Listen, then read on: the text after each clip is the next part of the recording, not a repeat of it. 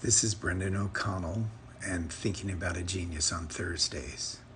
Today I'm thinking about another Frenchman, Paul Cézanne, who's known as the bridge between post-impressionism and cubism.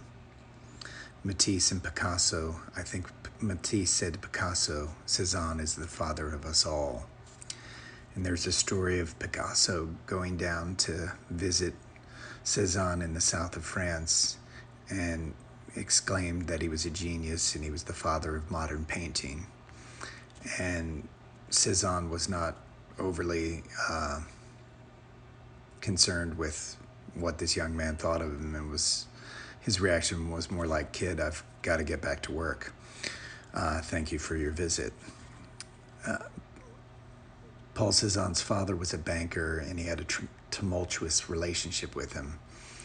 But at the end, his father left him quite a bit of money, and he was able to retire to paint his whole life. And he had a very, very steady work ethic, 3 hours in the morning, 3 hours in the afternoon.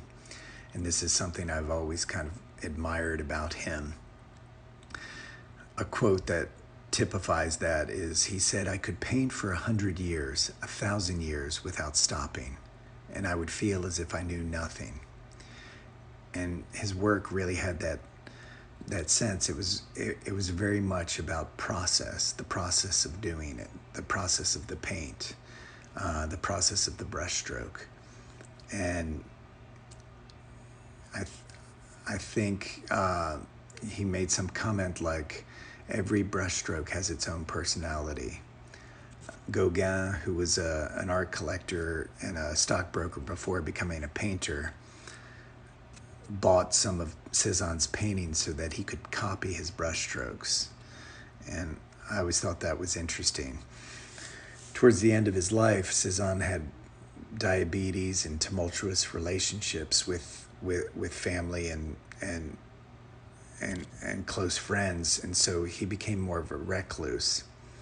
And he made the comment, "The painter must enclose himself within his work. He must respond not with words, but with paintings." And to me, this typifies him. You could take a painting of a subject matter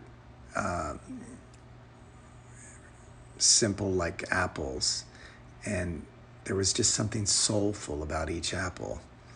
And if I were ever to steal a painting from a museum, I feel like I would go steal one of Cézanne's apples, because it's kind of the perfect painting to be able to just meditate on something.